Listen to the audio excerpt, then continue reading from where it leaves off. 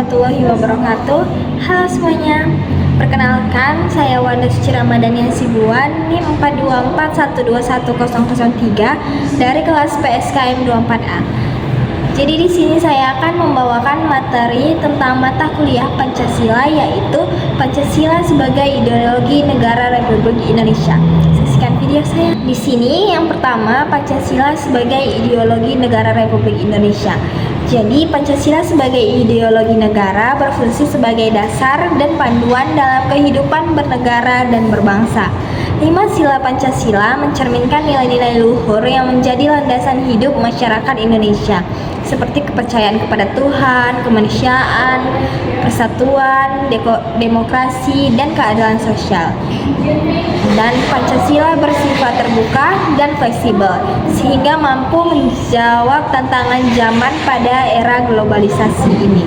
Kemudian di sini ada pentingnya Pancasila sebagai ideologi negara, yaitu 1. Sebagai dasar dan arah kehidupan bangsa agar seluruh kegiatan masyarakat dan pemerintah tidak menyimpang dan nilai-nilai luhur bangsa.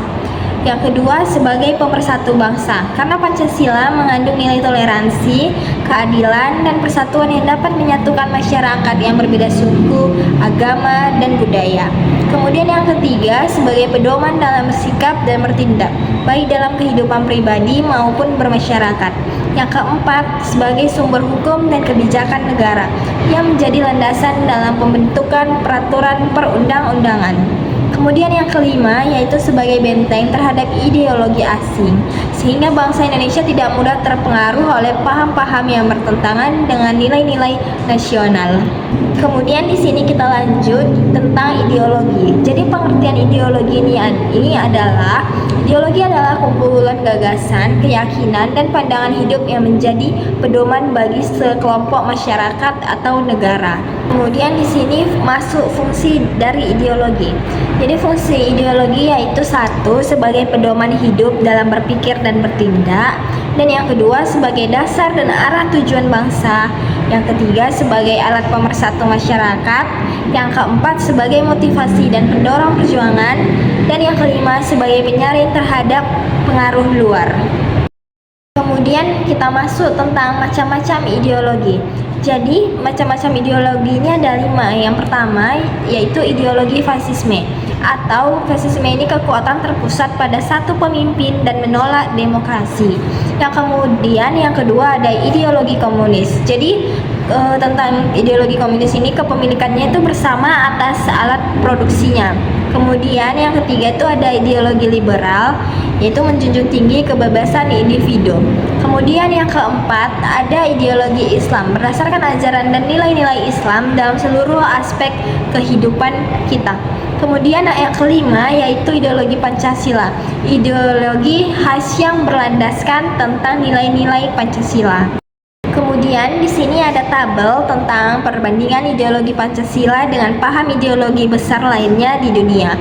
Jadi aspeknya itu dasar pemikiran. Kemudian pada nilai ideologi Pancasila yaitu ketuhanan, kemanusiaan, persatuan, kerakyatan, dan keadilan sosial. Pada ideologi liberalisme yaitu kebebasan individu. Kemudian pada ideologi komunisme, kesetaraan sosial dan kepemilikan bersama. Kemudian pada ideologi fasisme, kekuasaan mutlak satu pemimpin. Kemudian pada ideologi Islam ada Al-Quran dan Sunnah. Kemudian pada tujuan utama dari ideologi Pancasila yaitu keadilan dan kesejahteraan bersama, liberalisme kebebasan individu, dan komunisme masyarakat tanpa kelas, dan fasisme kejayaan negara, dan yang terakhir ideologi Islam yaitu masyarakat sesuai dengan syariat Islam. Kemudian ada aspek pandangan terhadap agama. Pada ideologi Pancasila mengakui semua agama. Kemudian pada ideologi liberalisme, agama adalah urusan pribadi kita. Kemudian komunisme tidak mengakui agama atau ateis. Dan fasisme, agama itu untuk propaganda. Kemudian pada ideologi Islam, agama sebagai dasar kehidupan. Kemudian ada aspek sistem ekonomi. Ekonomi kerakyatan atau gabungan bersama dan bebas pada ideologi Pancasila. Kemudian pada ideologi liberalisme, pasar bebas, Dan ideologi komunisme, ekonomi terpusat oleh negara, dan ideologi fasisme dikontrol sama negara, dan kemudian yang terakhir ideologi Islam, yaitu tentang ekonomi syariah. Kemudian ciri utama dari ideologi Pancasila yaitu seimbang, terbuka, dan humanis. Kemudian liberalisme menonjolkan kebebasan. Kemudian pada komunisme menonjolkan kesetaraan, dan fasisme yaitu menonjolkan kekuasaan. Kemudian pada ideologi Islam menonjolkan nilai moral dan spiritual. Kemudian di sini ada pentingnya ideologi Pancasila di tengah ideologi-ideologi lainnya. Jadi pentingnya ideologi Pancasila di tengah ideologi-ideologi lainnya ini adalah Pancasila ini sangat penting karena menjadi penuntun utama kehidupan bangsa Indonesia di tengah beragam ideologi dunia. Jadi Pancasila mampu menjaga keseimbangan antara kebebasan dan tanggung jawab, serta menolak paham ekstrem seperti liberalisme yang terlalu bebas atau komunisme yang meniadakan hak individu. Selain itu, Pancasila menyesuaikan nilai-nilai universal seperti kemanusiaan dan keadilan dengan kepribadian bangsa Indonesia, sehingga menjadi perisai terhadap pengaruh ideologi asing dan pemersatu bangsa yang majemuk dalam suku, agama, dan budaya. Dan yang terakhir di sini ada kesimpulan. Jadi, Pancasila ini sangat penting karena menjadi penuntut utama kehidupan bangsa Indonesia di tengah beragam ideologi dunia.